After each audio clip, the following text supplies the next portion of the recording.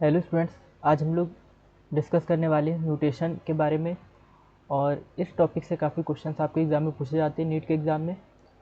और अभी तक आपने अगर इस टॉपिक को अच्छे से क्लियर नहीं किया, पढ़ा नहीं है, तो इस टॉपिक को ज़रूर पढ़िए। बहुत से बच्चे टफ़ होने की वजह से, क्योंकि टॉपिक म्यूटेशन जो है बहुत टफ़ है, तो इसकी वजह से इस टॉपिक को स्किप कर देते हैं, जिसकी वजह से नीट में उनके मार्क्स जो हैं कुछ कम हो जाते हैं। तो इसलिए आप लोग इस टॉपिक को अच्छे से अटेंड कीजिएगा, इस लेक्चर को अच्छे से अटेंड कीजिएगा, जिससे कि आपको ये म्यूटेशन का टॉपिक क्लियर हो जाए। और इस वीडियो को आप एंड तक देखिएगा। और इसमें जो भी इसकी कुछ टर्मिनोलॉजीज़ वगैरह हैं, म्यूटेशन है, इसमें आपको हम म्यूटेशन के बारे में बताएंगे, म्यूटेशन की डेफिनेशन, म्यूटेशन के टाइप्स और इसके एग्जाम्पल के बारे में आपको क्लियर करेंगे। तो इससे आपके जब आप इसके क्वेश्चन अटैम्प्ट करेंगे तो काफ़ी आसानी होगी आपको म्यूटेशन के क्वेश्चन अटैम्प्ट करने में। और हेलो गाइस, कैसे हैं आप लोग? अगर आपने अभी तक चैनल को सब्सक्राइब नहीं किया तो चैनल को सब्सक्राइब जरूर कर लीजिए, और वीडियो अच्छी लगे तो वीडियो को लाइक जरूर कीजिएगा, और ज़्यादा से ज़्यादा लोग को ये सेशन शेयर कीजिए, जिससे कि जो भी बच्चे हमारे साथ लाइव नहीं जुड़ पाएँ वो भी हमारे साथ लाइव जुड़ जाएँ। तो अब हम लोग बात करने वाले म्यूटेशन के बारे में। देखो, म्यूटेशन क्या होता है? अगर हम इसकी डेफिनेशन देखें तो म्यूटेशन जो होता है, एकदम नॉर्मल डेफिनेशन की बात करें तो जो हमारा डीएनए है, हमारी हर सेल के अंदर क्या होता है? डीएनए। ठीक है, कोई भी लिविंग ऑर्गेनिज्म है वो सेल से बना है, और उसके सेल के अंदर क्या होता है? डीएनए होता है। जैसे हम लोग सेल बनाते हैं और सेल के अंदर न्यूक्लियस, तो न्यूक्लियस के अंदर डीएनए होता है। ठीक है, और इस डीएनए में अचानक से कोई चेंजमेंट आ जाए, कोई अल्टरेशन आ जाए, कोई चेंजमेंट आ जाए, तो उसी को हम लोग बोलते हैं म्यूटेशन। अब डीएनए में चेंजमेंट कैसे आ सकता है? डीएनए में चेंजमेंट कब आ सकता है? जब डीएनए में क्या होते हैं? एडेनिन होते हैं, थाइमीन। ठीक है, adenine, thymine, purine, adenine, thymine, guanine, cytosine. ठीक है, एडेनिन, थाइमिन, ग्वानिन, साइटोसिन, ये होते हैं हमारे डीएनए में प्रेजेंट होते हैं, ये नाइट्रोजनस बेसिस। तो इन नाइट्रोजनस बेसिस में किसी तरह का चेंजमेंट आ जाए, ठीक है, या डीएनए से क्रोमोसोम बनता है, डीएनए के ऊपर जीन्स होते हैं, जीन में किसी तरह के चेंजमेंट आ जाए, एक से ज़्यादा नाइट्रोजन बेस के सीक्वेंसेस में चेंजमेंट आ जाए।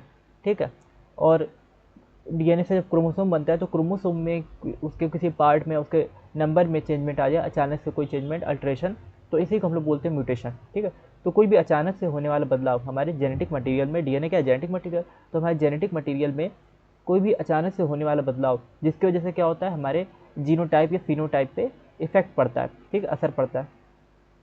अब जीनोटाइप और फिनोटाइप पे किस तरह से असर पड़ सकता है? ठीक है, जैसे अगर किसी इंसान में म्यूटेशन हो जाए ना, जैसे कैंसरस सेल्स होती हैं तो ये म्यूटेशन से बनती हैं, और इसकी वजह से क्या होता है? ट्यूमर वगैरह प्रोड्यूस हो जाता है।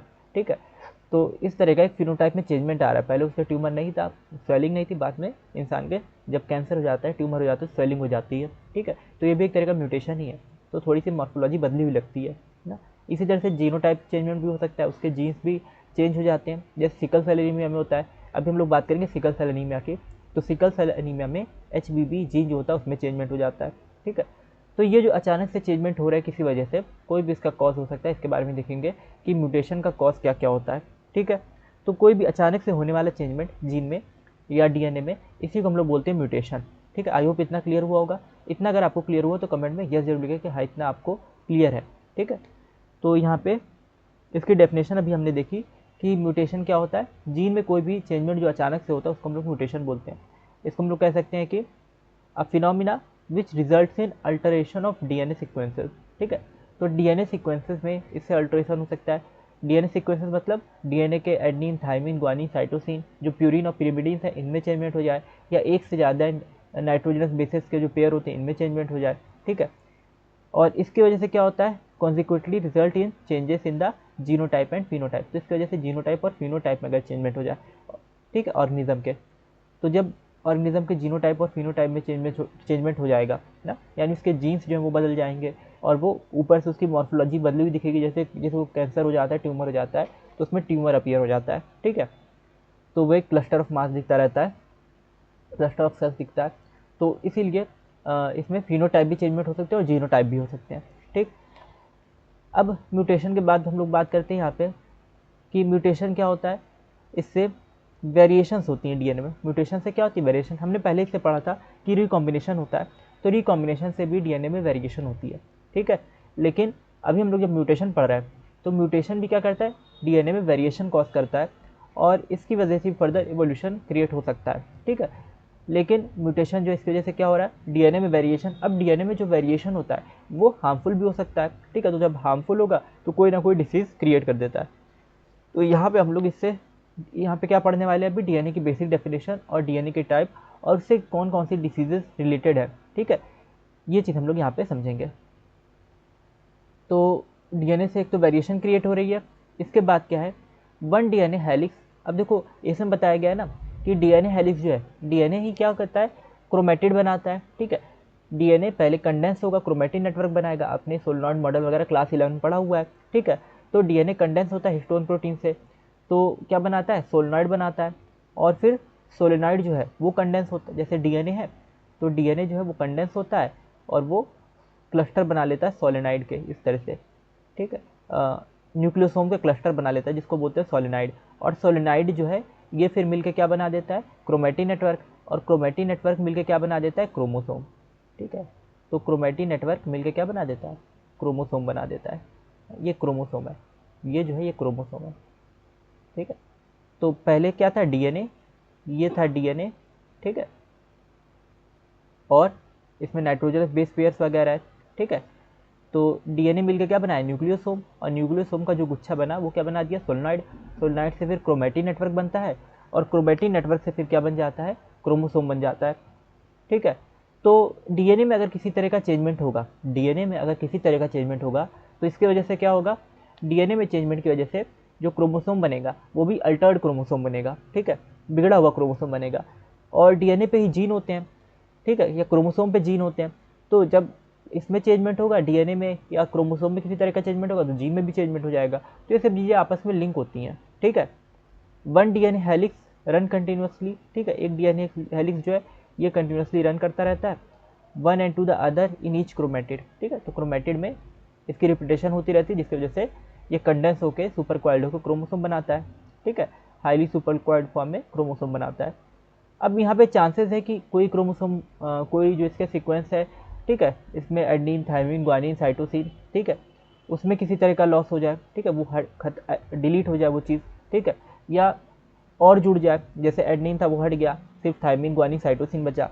या जैसे यहाँ पे हम डीएनए बना रहे हैं, डीएनए के दो स्ट्रैंड, ठीक है, डीएनए के दो स्ट्रैंड, यहाँ पे एडेनिन है, ठीक है, ए लिख देते हैं, यहाँ पे थायमिन है, टी लिख देते हैं, यहाँ पे ग्वानिन है, जी लिख देते हैं, और यहाँ पे साइटोसिन है, सी लिख देते हैं, ठीक है। अब एडनिन थायमिन से जुड़ता है तो नीचे भी टी बना दिया, ठीक है, एडनिन थायमिन से जुड़ जाएगा। थायमिन एडेनिन से जुड़ता है तो नीचे भी ए बना दिया, ठीक है, इसमें थोड़ा बनाना टफ पड़ता है। ग्वानिन साइटोसिन से जुड़ता है तो इसमें सी बना दिया, और साइटोसिन ग्वानिन से जुड़ता है, ठीक है। तो इस तरह से ए टी जी सी ऊपर पढ़ के आपको बताते हैं, ए टी जी सी ऊपर टी ए सी जी नीचे हो जाता है, ठीक है। इस तरह से ये एक हमने सपोज किया इस तरह का सीक्वेंस है।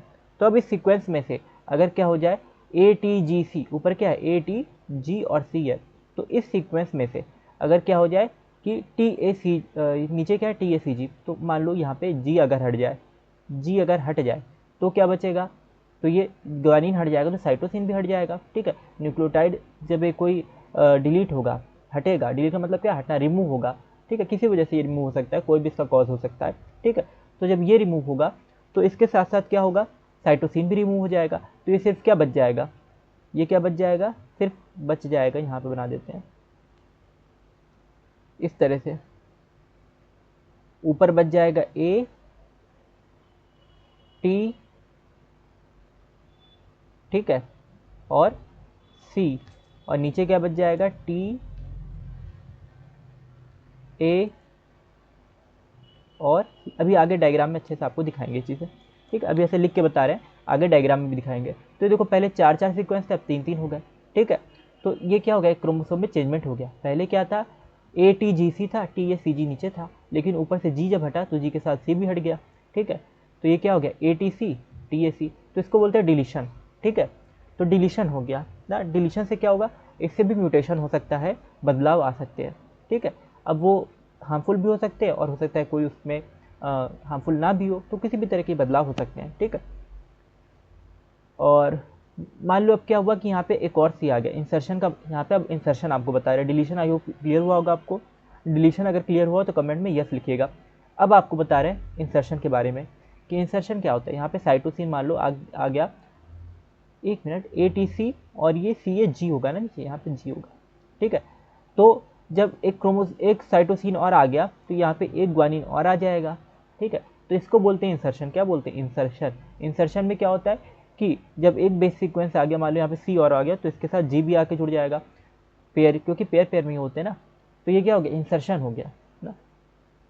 तो क्रोमोसोम में क्या हो सकता है, या हम कह सकते हैं जीन में, DNA में डिलीशन भी देखने को मिल सकता है और इंसर्शन भी, ठीक है। इसके अलावा डुप्लीकेशन भी होता है ना। तो इसकी वजह से क्या होता है, क्रोमोसोम में अल्ट्रेशन आ जाता है। जब DNA में चेंजमेंट आ रहा है तो क्रोमोसोम में भी बदलाव आ रहा है, चेंजमेंट आ रहा है, ठीक है। इसको आपको क्लियर करते हैं एक डायग्राम से। यहाँ पे एक डायग्राम भी है, लेकिन अभी एक चीज़ और बता दें कि जीन्स भी क्या है क्रोमोसोम पे, ये बताया ना, क्रोमोसोम, जीन, DNA ये आपस में लिंक होते हैं, ठीक है। एक जैसी लगभग चीज़ आप समझ सकते हैं। अगर जी में कोई बदलाव होगा तो क्रोमोसोम में भी बदलाव आएगा, DNA में कोई बदलाव आएगा तो जीन में भी होगा और क्रोमोसोम में भी होगा, ठीक है। तो जीन में जब बदलाव आता है ना, तो जीन किसके ऊपर होता है? क्रोमोसोम के ऊपर। तो क्रोमोसोम में भी एबनॉर्मलिटीज़ या एब्रेशन आ जाती हैं, क्रोमोसोम में भी एबनॉर्मलिटीज़ या एब्रेशन आ जाती हैं। और इसका एग्जाम्पल क्या है? कैंसर सेल्स, ठीक है। क्रोमोसोमल एब्रेशन का एग्जाम्पल क्या है? कैंसर सेल्स क्रोमोसोमल एब्रेशन का एग्जाम्पल है, ठीक है। जो कैंसर सेल्स, ट्यूमर सेल्स जो बनती हैं ना। अब हम लोग इसको समझते हैं एक चार्ट के थ्रू कि इसमें असल में यहाँ पे हुआ क्या। यहाँ पे आपको एक चार्ट दिखा देते हैं, उससे और अच्छे से क्लियर हो जाएगी एक एक चीज़ें। देखो,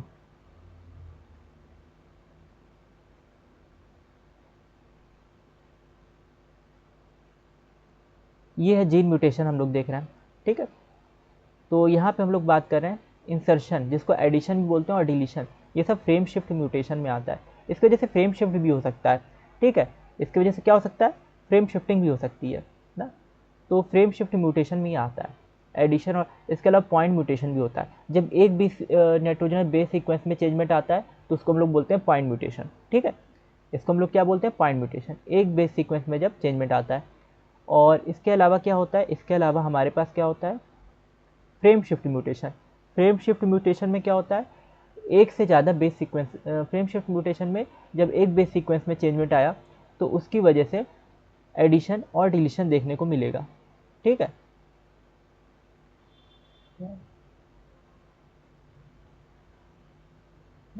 तो फ्रेम शिफ्ट म्यूटेशन में क्या होगा? एडिशन और डिलीशन देखने को मिल सकता है, ठीक है। अभी आपको बताया था ना ATGC वाली कंडीशन, तो फ्रेम शिफ्टिंग यहाँ पे देखने को मिल सकती है, ठीक है। फ्रेम शिफ्टिंग कैसे? ये चीज़ भी एग्जाम में पूछी जाती है, फ्रेम शिफ्टिंग कैसे होती है। तो ये आपको क्लियर कर देते हैं। एडिशन और डिलीशन आई होप समझ में आया होगा कि बेस सीक्वेंसेस का हट जाना वो एडिशन, वो क्या होता है? डिलीशन। और बेस सीक्वेंसेस का जो एक्स्ट्रा बेस सीक्वेंसेस का जुड़ जाना वो होता है एडिशन, या इंसर्शन भी बोलते हैं। अब ये हो किस तरह से रहा है? ये सब आते हैं पॉइंट फ्रेम शिफ्ट म्यूटेशन में, ठीक है। तो ये हो किस तरह से रहा है? जैसे था ATGC,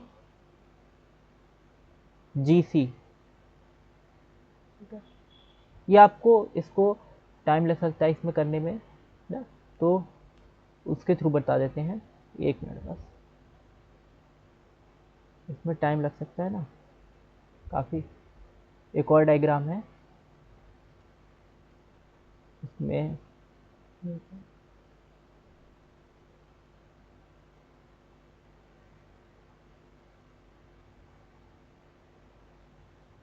हाँ, ये देखो, ये डायग्राम है डिलीशन इंसर्शन, ठीक है। एडिशन और डिलीशन, इसके अलावा सब्सटीट्यूशन, इन्वर्जन, ये सारे भी दिए हुए हैं। अच्छा, अगर हम लोग NCERT जब पढ़ रहे थे तो NCERT में कौन कौन सा दिया था? थोड़ा सा NCERT के अकॉर्डिंग चलना पड़ेगा ना।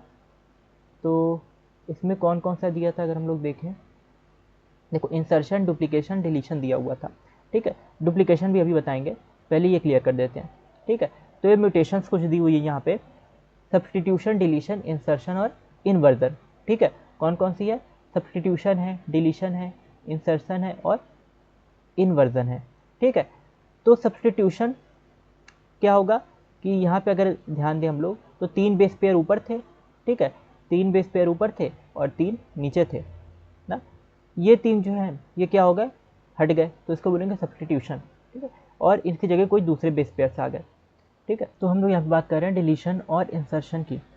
ठीक है, डिलीशन और इंसर्शन किस तरह से होता है। तो डिलीशन में आप यहाँ पे देख रहे हैं कि एक बेस पेयर क्या है यहाँ से अलग हो जा रहा है। ठीक है, तो डिलीशन में जो एक base pair, single base pair, ये यहाँ से क्या हो रहा है, नाइट्रोजनस बेस पेयर ये अलग हो जाता है। ठीक है, और दूसरा है इंसर्शन। इंसर्शन में एक बेस पेयर जो है ये एडेनिन, थाइमिन, ग्वानिन, साइटोसिन, तो इसमें से कोई एक बेस पेयर ऐड हो जाएगा। तो यहाँ पे सब पे लिखा भी हुआ है ATGC ना, इसको और जूम अगर करके दिखाएं तो यहाँ पे लिखा हुआ है ATGC। ठीक है, TAACG इस तरह से लिखा हुआ है। तो यहाँ पे एडेनिन अलग हुआ है और यहाँ पे एडेनिन आके इंसर्शन में ज्वाइन किया है। ठीक, आई होप इतना क्लियर हुआ होगा। तो डिलीशन में क्या होता है, एक बेस पेयर अलग हो जाता है जिसकी वजह से फ्रेम शिफ्ट म्यूटेशन देखने को मिलती है, ये पूरा फ्रेम जो है खिसक जाता है। इंसर्शन में यहाँ पे एक नाइट्रोजनस बेस पेयर आके ज्वाइन हो गया, तो ये देखो एक फ्रेम एक्स्ट्रा बढ़ गया है। ठीक है, यहाँ पे ये फ्रेम क्या हो जाएगा, थोड़ा सा राइट साइड शिफ्ट हो जाएगा। ठीक है, इस गैप को क्योंकि भरना पड़ेगा ना, तो ये फ्रेम राइट साइड शिफ्ट हो जाएगा, इसी को बोलते हैं फ्रेम शिफ्ट म्यूटेशन। ये जो एक DNA का स्ट्रैंड है इधर शिफ्ट हो जाएगा। ठीक है, या ऐसा भी हो सकता है कि अगर एक एडेनिन आके जुड़ गया, जैसे कोई एक नाइट्रोजनस बेस पेयर आके जुड़ गया, तो ये थोड़ा सा एक्सटेंड हो जाता है लेफ्ट साइड में, इसी को बोलते हैं फ्रेम शिफ्ट म्यूटेशन। देखो फ्रेम से थोड़ा बाहर निकल गया ये। ठीक है, DNA का सीक्वेंस, एक स्ट्रैंड जो DNA का, 2 स्ट्रैंड DNA के थे, तो एक थोड़ा सा बाहर निकल गया। ठीक है, एक्स्ट्रा निकला हुआ दिख रहा है। उसी तरह से यहाँ पे ये क्या हो जाएगा, ये थोड़ा सा पास में आ जाएगा, यानी फ्रेम को और अंदर आ गया। ठीक है, या इस तरह से आगे खिसक सकता है, तो ये भी फ्रेम शिफ्ट म्यूटेशन होती है। तो डिलीशन और इंसर्शन ये दो फ्रेम शिफ्ट म्यूटेशन की कैटेगरी में आता है। ठीक है, थोड़ा सा आपको बता दिया इसके बारे में, बहुत ज़्यादा इसको डिटेल में अभी पढ़ने की ज़रूरत नहीं है, बड़ी क्लासेस में सब चीज़ें डिटेल में आपकी रहती हैं। नेक्स्ट हम लोग बात कर रहे हैं यहाँ पे और भी कुछ चीज़ें। देखो इसके अलावा एक डुप्लीकेशन होता है, वो भी समझ लेते हैं डुप्लीकेशन ना। डुप्लीकेशन कैसे होता है, तो डुप्लीकेशन जो है आपका, इसका भी डायग्राम दिखाते हैं। म्यूटेशन, डिलीशन, ये डुप्लीकेशन दिख रहा है। ठीक है, यहाँ पे अगर आप देखें डुप्लीकेशन ना, तो ये डुप्लीकेशन किस तरह से हो रहा है, सेंटर में नहीं आ पाएगा लग रहा। ठीक है, देखो DNA का स्ट्रैंड है, तो ये जो DNA का स्ट्रैंड है इसमें क्या हुआ है, रेड, पर्पल और ब्राउन, ये 3 कलर के जीन दिखाए गए। ठीक है, रेड, पर्पल और ब्राउन, ये 3 कलर के जीन दिखाए गए। तो ये जो 3 कलर के जीन है, ये क्या हो रहा है, यहाँ पे देखो रिपीट हो जा रहा है, यानी ये तीनों जो जीन है ये क्या हो जा रहे हैं, डुप्लीकेट हो रहा है एक तरह से। सेम क्रोमोसोम है, ये सेम क्रोमोसोम है, और इस पर जीन क्या हो गए, डुप्लीकेट हो गए। ठीक है, तो इसी को बोलते हैं डुप्लीकेशन, कॉपी इनकी आ गई तीनों जीन की। ठीक है, एक ब्राउन जीन की कॉपी आ गई और एक पर्पल जीन की और एक रेड जीन की, एक मिनट है छोटा हो गया। ठीक है, तो एक ब्राउन जीन की कॉपी आ गई ये ऊपर के साइड, एक पर्पल जीन की ऊपर के साइड, रेड जीन की, तो दोनों जीन की, ठीक है, 2-2 कॉपी हो गई, तीनों जीन की 2-2 कॉपी हो गई, 3 दूनी 6, यहाँ पे 3 जीन थे, यहाँ पे 6 जीन हो गए। तो इसी को बोलते हैं हम लोग डुप्लीकेशन। क्या बोलते हैं, डुप्लीकेशन, क्लियर दिख रहा होगा। ठीक है, ये purple brown purple red gene है, यहाँ पे ब्राउन पर्पल रेड जीन और फिर ब्राउन पर्पल रेड, इस तरह से रिपीट हो रहा है, तो इसी को बोलते हैं डुप्लीकेशन। क्या बोलते हैं इसको, डुप्लीकेशन बोलते हैं। ठीक है, ये भी म्यूटेशन एक तरह का होता है। इसके अलावा और हम लोग देखें, ठीक है, तो यहाँ पे डिलीशन भी दिखाया गया है। डिलीशन किस तरह से होता है, ठीक है, यहाँ पे एक जो है, ये सब कहाँ पे हो रहा है, क्रोमोसोम पे हो रहा है। ठीक है, DNA पे भी कह सकते हैं हम लोग, DNA पे हो रहा है, या DNA पे हो रहा है तो जीन पे भी होगा, और जीन पे होगा तो क्रोमोसोम पे भी होगा। ठीक है, लेकिन जनरली हम लोग ये मान के चलते हैं DNA पे जो म्यूटेशन होता है उसको हम लोग कहते हैं जीन म्यूटेशन। ठीक है, और जो क्रोमोसोम पे म्यूटेशन होता है वो क्रोमोसोमल म्यूटेशन। तो दोनों अलग अलग तरह के म्यूटेशन लेके चलते हैं, हालांकि दोनों म्यूटेशन लिंक्ड होते हैं। ठीक है, तो यहाँ पे डिलीशन जो है, ये देखो क्या है, डिलीशन में क्या हो रहा है, इसको अगर जूम करके दिखाएं तो क्रोमोसोम से जीन सेगमेंट यहाँ पे था, अभी डिलीशन जो बताया था, तो ये जीन सेगमेंट जो है, या हम कह सकते हैं DNA पे जो नाइट्रोजनस बेसिस वगैरह है, तो वो डिलीट हो जाते हैं, वो हट गए। देखो इस क्रोमोसोम से पूरा कलरफुल पार्ट जो था वो हट गया, अलग हो गया, तो ये क्रोमोसोम ब्लू कलर का पूरा दिख रहा है। पहले ब्लू कलर का था, उस पर ब्राउन पर्पल रेड बैंड थे, लेकिन ये बैंड क्या हुए, ये बैंड हट गए। ठीक है, ब्राउन पर्पल रेड बैंड जो थे ये बैंड हट गए, जिसकी वजह से ये क्रोमोसोम हमें नॉर्मल दिखाई दे रहा है ब्लू कलर का। ठीक है, इसी को हम लोग बोलते हैं डिलीशन। इसके अलावा हम लोग और अगर देखें, ठीक है, ये देखो इंसर्शन। इंसर्शन में क्या होगा, यहाँ पे जुड़ जाएगा एक बैंड आके। ठीक है, ब्लू था, ऑरेंज था, लेकिन क्या हुआ, ये ब्लू था, ऑरेंज था, लेकिन यहाँ पे हुआ क्या, देखो इस ब्लू से क्रोमोसोम का पार्ट निकल के, या हम कह सकते हैं इसमें जो डीएनए था वो हिस्सा निकल के दूसरे क्रोमोसोम के डीएनए में, या कह सकते हैं कि दूसरे क्रोमोसोम में ये पार्ट इंसर्ट हो गया इस तरह से ना, तो इसको बोलते हैं इंसर्शन। क्या बोलते हैं, इंसर्शन, ठीक है। क्योंकि जो कहीं से आएगा ग्वानिन साइटोसिन, जो हम बताए थे कि डीएनए में ग्वानिन साइटोसिन आके जुड़ जाता है, तो किसी ना किसी दूसरे क्रोमोसोम से ही आएगा, ठीक है। तो डीएनए में जो क्रोमोसोम या वो आके जुड़ेगा, डीएनए में जो एडनिन थायमिन जो भी नाइट्रोजन बेस आके जुड़ेगा, तो किसी दूसरे डीएनए का ही तो होगा, ठीक है। तो इसी तरह से ये क्रोमोसोम में ये ब्लू वाला क्रोमोसोम, इसका कुछ पार्ट टूट के अलग हो जा रहा है, और ये ऑरेंज वाले क्रोमोसोम में जाके ये जुड़ जा रहा है। इसकी वजह से देखो ऑरेंज वाला पहले छोटा था लिम्ब, अब ये बड़ा हो गया है, ठीक है। इसमें ये ब्लू वाला पार्ट भी जुड़ गया है ना, तो इसको बोलते हैं हम लोग इंसर्शन। क्या बोलते हैं, इंसर्शन। आई होप इतना क्लियर हुआ होगा। इतना अगर क्लियर हुआ हो तो कमेंट में यस जरूर लिखिएगा कि इतना क्लियर है। इसके बाद हम लोग देखते हैं और भी कुछ चीज़ें उसमें होती हैं, जैसे इन्वर्जन और ट्रांसलोकेशन। हालांकि अभी सिलेबस के अकॉर्डिंग चलेंगे, जितना सिलेबस में दिया हुआ है उतनी चीज़ें कवर करेंगे ना। तो यहाँ पे फ्रेम क्या क्या बता दिया, क्रोमोसोमल एबरेशंस, इसमें क्रोमोसोमल एबरेशंस भी आते हैं, ठीक है। और डीएनए में जो चेंजमेंट हो रहा है, जीन में चेंजमेंट हो रहा है, ठीक है, क्रोमोसोम में चेंजमेंट हो रहा है। इन एडिशन तो अब म्यूटेशन, इसके अलावा म्यूटेशन जो होता है क्या होता है, वो सिंगल बेस पेयर में भी हो सकता है। डीएनए के single base pair, nitrogenous base pair जो होते हैं साइटोसिन, ग्वानिन, थायमिन, एडेनिन, ठीक है, उनमें भी हो सकता है। और इसका एग्जांपल क्या है, mutation is sickle cell anaemia, ठीक है। पॉइंट म्यूटेशन किसमें देखने को मिलता है, सिकल सेल एनीमिया। जब सिंगल बेस पेयर में म्यूटेशन होता है तो उसको बोलते हैं पॉइंट म्यूटेशन। क्या बोलते हैं, पॉइंट म्यूटेशन, ठीक है। सिंगल बेस पेयर, एक बेस पेयर में नाइट्रोजन में, ठीक है, नाइट्रोजन जैसे एडनिन थायमिन का था, ग्वानिन साइटोसिन का बेस पेयर था, तो इसमें चेंजमेंट आ गया, ये हट गया, इसकी जगह कोई दूसरा आ गया, ठीक है। तो इस तरह का जब बेस पेयर में चेंजमेंट होता है तो इसको बोलते हैं पॉइंट म्यूटेशन ना। और पॉइंट म्यूटेशन जो होता है तो इसमें क्या होता है, जैसे इसका एग्जांपल है सिकल सेल एनीमिया। अफ्रीका में डिसीज़ देखने को मिलती है, सिकल सेल एनीमिया डिसीज़, ठीक है। तो ये अफ्रीका में देखने को मिलती है। अफ्रीका में मलेरिया बहुत ज़्यादा है, ठीक है। तो उस मलेरिया से क्या करती है, प्रोटेक्शन प्रोवाइड करती है। सिकल सेल एनीमिया जिसको होता है तो वो क्या होता है, मलेरिया से बचा रहता है। क्यों, क्योंकि सिकल सेल एनीमिया जिसको हो जाता है तो उनके ब्लड में जो सेल्स होती हैं आरबीसी, वो सिकल शेप की हो जाती हैं। कैसी हो जाती हैं, सिकल, हंसिया के जैसे, एस शेप की, या हम कह सकते हैं आधे चांद, हाफ मून के जैसे, या हंसिया जिसको बोलते हैं, ठीक है। तो उसके जैसी हो जाती है, सिकल के जैसे, जिससे वो फसल काटते हैं, ठीक है, क्रॉप्स को कट किया जाता है, हार्वेस्टिंग की जाती थी पहले इसी से। तो ये हंसिया के जैसे या एस शेप के हो जाते हैं रेड ब्लड सेल्स। तो इसकी वजह से क्या होता है, इसमें मलेरिया के जो पैरासाइट्स होते हैं वो नहीं पनप पाते, ठीक है। तो इसलिए क्या करता है, जैसे हम लोग को अगर मलेरिया का जो मॉस्किटो है, ठीक है, एनोफिलीज वगैरह, वो अगर हम लोग को बाइट करेगा तो हम लोग को डिजीज़ होने के चांसेस रहेंगे, क्योंकि हम लोग के नॉर्मल आरबीसीज है। लेकिन इनमें क्या होता है, अच्छा इसका पैरासाइट क्या होता है, प्लाज्मोडियम, ठीक है, प्लाज्मोडियम की वजह से मलेरिया होता है।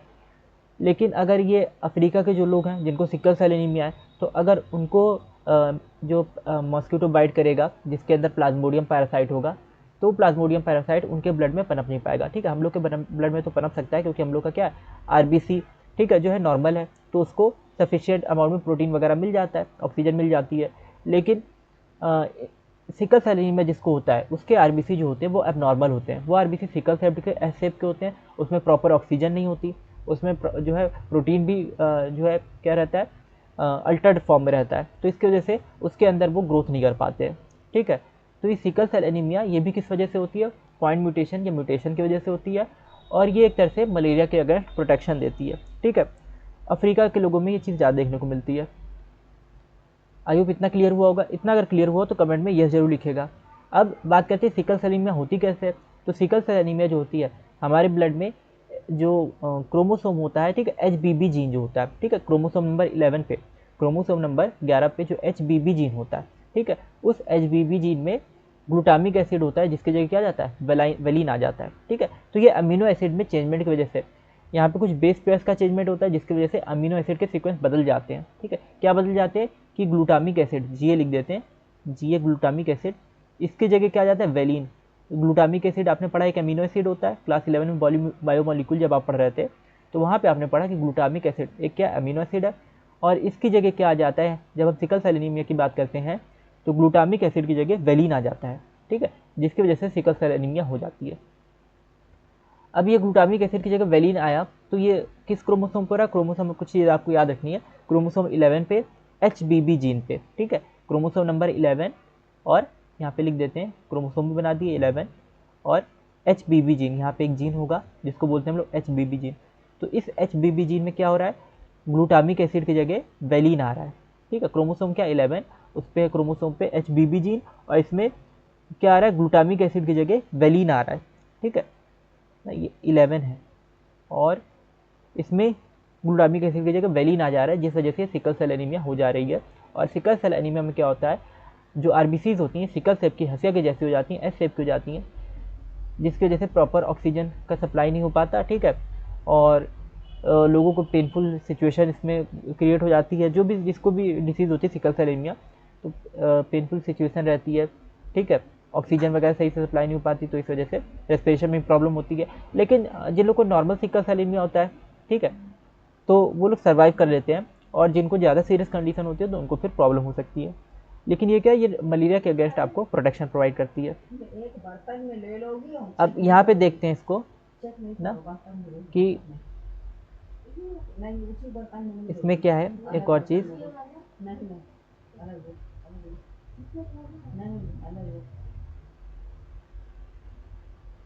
देखो यहाँ पे क्या है, म्यूटेशन के टाइप एक बार देख लेते हैं। अलग अलग जगह पे अलग अलग तरह से म्यूटेशन के टाइप लिखे रहते हैं। मेनली दो तरह के म्यूटेशन होते हैं, एक होता है जीन म्यूटेशन और एक होता है क्रोमोसोम म्यूटेशन, ठीक है। डीएनए में जो म्यूटेशन हो रहा है उसी को हम लोग जीन म्यूटेशन भी कह देते हैं, ठीक है। और क्रोमोसोम म्यूटेशन ये भी है, जीन म्यूटेशन और क्रोमोसोम म्यूटेशन है, ठीक है। अब जीन म्यूटेशन जो होता है इसमें पॉइंट म्यूटेशन और फ्रेम शिफ्ट म्यूटेशन होता है, ठीक है। पॉइंट म्यूटेशन और फ्रेम शिफ्ट दो म्यूटेशन होता है, ये आपको समझाया क्या होता है पॉइंट म्यूटेशन और क्या होता है फ्रेम शिफ्ट म्यूटेशन, ठीक है। तो ये जीन या डीएनए में होता है ना पॉइंट म्यूटेशन, जिसका एग्जांपल सिकल सेल एनीमिया बताया, और ये एक नाइट्रोजनस बेस पेयर में चेंजमेंट की वजह से होता है, ठीक है। दूसरा आपको बताया frame shift mutation. Frame shift mutation जो होता है ना, ये इसमें आता है एडिशन और डिलीशन, ठीक है। एडिशन और डिलीशन ये फ्रेम शिफ्ट म्यूटेशन है ना। तो जीन म्यूटेशन जिसमें दो टाइप के होते हैं, पॉइंट म्यूटेशन और फ्रेम शिफ्ट म्यूटेशन, ठीक है। फ्रेम शिफ्ट में एडिशन और डिलीशन, जिसमें एडिशन में क्या होता है क्रोमोसोम ऐड होता है, और डिलीशन में क्रोमोसोम रिमूव हो जाता है, ठीक है ना। तो एडिशन और डिलीशन, क्रोमोसोम इसमें नाइट्रोजन बेस पेयर ऐड होते हैं, अभी तो डीएनए की बात कर रहे हैं ना। तो एडिशन में नाइट्रोजनस बेस पेयर ऐड होते हैं और डिलीशन में नाइट्रोजनस बेस पेयर रिमूव हो जाते हैं, अलग हो जाते हैं, तो ये पॉइंट म्यूटेशन है। दूसरा हम बात करते हैं क्रोमोसोम म्यूटेशन की। तो क्रोमोसोम में जो म्यूटेशन होता है ना, इसमें डिलीशन भी होता है, ठीक है, यानी क्रोमोसोम का कोई पार्ट डिलीट हो गया ना, कोई पार्ट टूट के अलग हो गया। डुप्लीकेशन भी होता है कि कोई किसी क्रोमोसोम के किसी पार्ट का रिपीटिशन हो गया। इन्वर्जन भी हो सकता है, इन्वर्जन में क्रोमोसोम का कोई पार्ट जो है वो इन्वर्टेड हो जाता है, उल्टा हो जाता है, इस वजह से भी सीक्वेंसेस बदल जाते हैं और म्यूटेशन क्रिएट हो जाती है।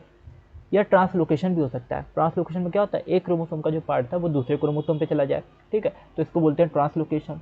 तो इस तरह से दो तरह की म्यूटेशन, जीन म्यूटेशन और क्रोमोसोम म्यूटेशन देखने को मिलती है। आई होप इतना क्लियर हुआ होगा। इतना अगर क्लियर हुआ तो कमेंट में यस जरूर लिखेगा। नेक्स्ट अब हम लोग बात करते हैं यहाँ पे, देखो क्रोमोसोम में जो म्यूटेशन हो रही है, ठीक है, ये कैसी है, तो ये दो तरह की म्यूटेशन हमें क्रोमोसोम में देखने को मिलती है, ठीक है। क्रोमोसोम में दो तरह की म्यूटेशन, स्ट्रक्चरल और न्यूमेरिकल, ठीक है, दो तरह की म्यूटेशन हमें क्रोमोसोम में देखने को मिलती है ना। स्ट्रक्चर में हम देखते हैं कि क्रोमोसोम का स्ट्रक्चर किस तरह से चेंज हो रहा है। तो डिलीशन, इसको बड़ा करके दिखा देते हैं, देखो डिलीशन हो जाए, देखो वाइट वाइट गैप बना हुआ है यहाँ पे, क्रोमोसोम पे क्या बना हुआ है, वाइट वाइट गैप बना हुआ है, ठीक है। यहाँ पे डिलीशन हो गया, कुछ पार्ट हट गया क्रोमोसोम का, तो इसको बोलते हैं डिलीशन। डुप्लीकेशन में रिपीट हो जाते हैं पार्ट, दो दो पिंक पार्ट आ गए, ठीक है, क्रोमोसोम पे, तो डुप्लीकेशन हो गया। इन्वर्जन यानी स्ट्रक्चर्स में ही बदलाव हो रहे हैं, ठीक है, क्रोमोसोम के, तो इसको बोलते हैं स्ट्रक्चरल म्यूटेशन क्रोमोसोम में, या क्रोमोसोमल एब्रेशन जो है ये स्ट्रक्चरल है, ठीक है। यहाँ पे इन्वर्जन में क्या हुआ, एक क्रोमोसोम का एक पार्ट, ये जो पिंक वाला और डार्क पिंक और लाइट पिंक था, तो डार्क पिंक वाला ऊपर चला, ये क्या हो गया, लाइट पिंक वाला नीचे आ गया और डार्क पिंक वाला ऊपर चला गया। ये इन्वर्जन होता है कि डार्क पिंक वाला ऊपर चला गया और लाइट पिंक वाला पार्ट नीचे आ गया। आई होप ये क्लियर होगा, ठीक है। यहाँ पे बना हुआ, हो सकता है थोड़ा ब्लर कर रहा हो, तो लाइट पिंक पार्ट ऊपर चला जाएगा, डार्क पिंक नीचे आ जाए, डार्क पिंक नीचे चला, एक मिनट, डार्क पिंक ऊपर चला जाएगा और लाइट पिंक नीचे आ जाएगा। इस तरह का ये इन्वर्जन देखने को मिल रहा है, ठीक है। इंसर्शन में क्या होता है, क्रोमोसोम का जो पार्ट होता है, तो इसमें कोई दूसरा पार्ट आके जुड़ जाए, जैसे ये ऑरेंज वाले का पार्ट आके जुड़ गया, ये इंसर्ट हो गया, ठीक है। या अलग से किसी क्रोमोसोम से भी आके इंसर्ट हो सकता है ना। ट्रांसलोकेशन में क्या होगा, इसमें एक्सचेंज हो जाएगा क्रोमोसोम्स के पार्ट का, ठीक है। क्रोमोसोम के पार्ट का थोड़ा जूम करने में पता नहीं क्यों दिक्कत होती है। तो ये क्रोमोसोम के पार्ट का एक्सचेंज हो रहा है, ठीक है। ऑरेंज वाला ग्रीन के पास चला गया और ग्रीन वाला ऑरेंज के पास आ गया ना, ऑरेंज वाला ग्रीन के पास चला गया और ग्रीन वाला ऑरेंज के पास आ गया। तो ये ट्रांसलोकेशन में हमें देखने को मिल रहा है। नेक्स्ट, तो ये थे स्ट्रक्चरल चेंजेस थे, ठीक है, जो हमें क्रोमोसोम में देखने को मिलते हैं। दूसरा हम लोग देखते हैं न्यूमेरिकल चेंजेस, पॉलीप्लॉइडी और एन्यूप्लॉइडी, ये दो न्यूमेरिकल चेंजेस हैं। न्यूमेरिकल चेंजेस की हम लोग बात करें तो पॉलीप्लॉइडी होती है। पॉलीप्लॉइडी में क्या होता है, क्रोमोसोम्स जो होते हैं तो इनके सेट्स, ठीक है, में क्या होता है, न्यूमेरिकल चेंज का मतलब समझ में आ रहा है, नंबर में चेंजमेंट होगा। क्रोमोसोम के नंबर या तो बढ़ जाएंगे या तो कम हो जाएंगे, ठीक है। तो न्यूमेरिकल चेंज में क्या होता है, क्रोमोसोम के नंबर बढ़ भी सकते हैं, घट भी सकते हैं, ठीक है। इंक्रीज हो रहे हैं तो पॉलीप्लॉइडी बोलेंगे, डिक्रीज हो रहा है तो एन्यूप्लॉइडी बोलेंगे, ठीक है। ये आपको याद रखना है। अगर क्रोमोसोम के नंबर बढ़ रहे हैं तो पॉलीप्लॉइडी, और क्रोमोसोम नंबर अगर कम कम हो रहा है तो एन्यूप्लॉइडी। अब बढ़ेंगे, जैसे क्रोमोसोम कितने होते हैं, 46 क्रोमोसोम होते हैं, और या हम कह सकते हैं कि 23 पेयर ऑफ क्रोमोसोम होते हैं। तो 23 क्रोमोसोम्स, हर एक का एक एक पेयर होता है। अब यहाँ पे क्या होगा, हर एक का एक एक पेयर है, तो ये हर एक क्रोमोसोम जो एक एक पेयर में था, दो दो, हर एक क्रोमोसोम क्या थे, दो दो थे, ये ट्रिप्लॉइड हो जाते हैं, मतलब ये तीन तीन हो जाते हैं, दो की बजाय तीन तीन हो जाते हैं ना।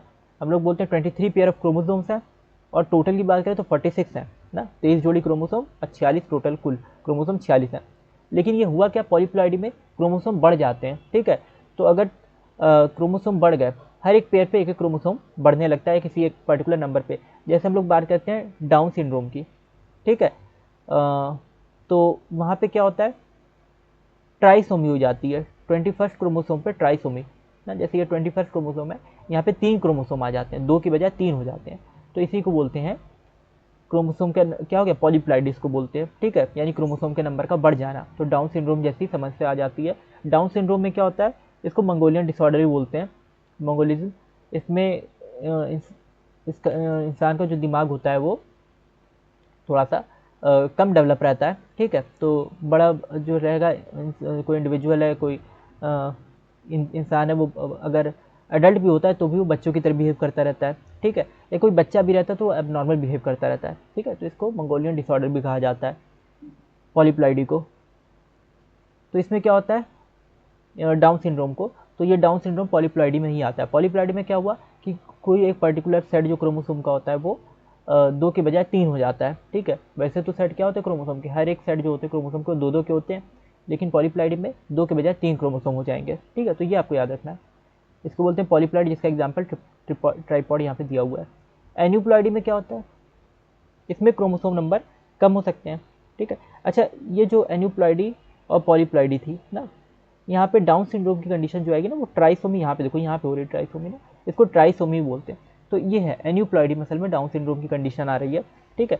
तो एन्यूप्लॉइडी में डाउन सिंड्रोम की कंडीशन आती है और ये ट्राइसोमी हो जाती है, यानी 21st क्रोमोसोम पे 3 यहाँ पे क्रोमोसोम आ जाते हैं। देखो 1 2 3 इस तरह से था, सब पे 2 2 क्रोमोसोम थे, नंबर 1 पे भी 2 क्रोमोसोम, 2 पे भी, और 3 पे भी 2 क्रोमोसोम्स। लेकिन क्या हुआ कि जब ट्राइसोमी हुई तो फर्स्ट वाले पे 2 ही हैं, दूसरे वाले पे 3 क्रोमोसोम आ गए, ठीक है, और तीसरे वाले पे भी 2 हैं। तो किसी एक सेट पे जब 3 क्रोमोसोम आ जाते हैं तो इसको हम लोग बोलते हैं ट्राइसोमी, और इसमें आपका एग्जाम्पल आता है डाउन सिंड्रोम, ठीक है। ये आपको याद रखना है। एन्यूप्लॉइडी में वो एग्जाम्पल आता है डाउन सिंड्रोम का, ठीक है। किसी एक पर्टिकुलर सेट पे यहाँ पे ट्राइसोमी हो जाती है, ठीक है। ये थोड़ा सा अलग है। पॉलीप्लॉइडी में क्या हो रहा है, हर एक सेट पे ट्राइसोमी हो रही है, ये आपको याद रखना है। पॉलीप्लॉइडी में हर एक सेट पे 1 पे भी 3 क्रोमोसोम आ गए, 2 पे भी 3 आ गए, 3 पे भी 3 आ गए। लेकिन एन्यूप्लॉइडी में क्या हुआ, ये जस्ट फॉर एग्जाम्पल, मतलब एग्जाम्पल के लिए लिया हुआ है कि 1 पे ये जो 1 2 3 नंबरिंग दी है ना, ट्राइसोमी यहाँ पे ज़्यादातर हमें डाउन सिंड्रोम में देखने को मिलती है, वो 21st क्रोमोसोम पे होती है, ठीक है। बस ये एग्जाम्पल के लिए 1 2 3 नंबर दिया हुआ है। डाउन सिंड्रोम में हमें 21st नंबर क्रोमोसोम आपको याद रखना है, एग्जाम में पूछ सकता है। तो 21वें पे जो पेयर होता है क्रोमोसोम का, उस पर आपको ट्राइसोमी देखने को मिलती है, वहाँ पे आपके 3 क्रोमोसोम आ जाते हैं, ठीक है। तो जब 2 से 3 क्रोमोसोम आ जाएंगे इसको बोलेंगे ट्राइसोमी, और ये एक तरह से एन्यूप्लॉइडी होती है कि यहाँ पे नंबर इंक्रीज हुआ है, ठीक है, लेकिन डबल नहीं हुआ। पॉलीप्लॉइडी में डबल की कंडीशन रहती है, डबल हो जाता है, ट्रिपल हो जाता है नंबर, इस तरह से। और भी हम लोग यहाँ पे इसके एग्जाम्पल देखते हैं। ये सब तो आपको समझा दिया। क्रोमोसोमल म्यूटेशन ये भी बता दिया। Types of mutation, I hope इतना क्लियर हुआ होगा। इतना अगर क्लियर हुआ हो तो कमेंट में ये जरूर लिखेगा। सब्स्टिट्यूशन और इन्वर्जन और टाइप्स ऑफ म्यूटेशन, दो तरह के मेनली म्यूटेशन होते हैं, जीन और क्रोमोसोम म्यूटेशन होते हैं। ठीक है, ये सब आपको बताया। पॉइंट म्यूटेशन और फ्रेम शिफ्ट म्यूटेशन ये भी बता दिया। ठीक है, यहाँ पे एक चीज़ और समझ लीजिए, इन्वर्जन के बारे में अगर समझने में प्रॉब्लम हुई कि इन्वर्जन में हो क्या रहा है। ठीक है,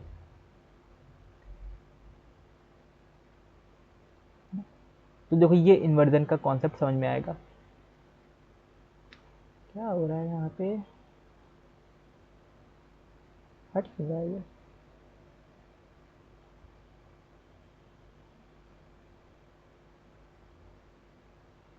ठीक है, ये इन्वर्जन का कॉन्सेप्ट समझ में आएगा ना।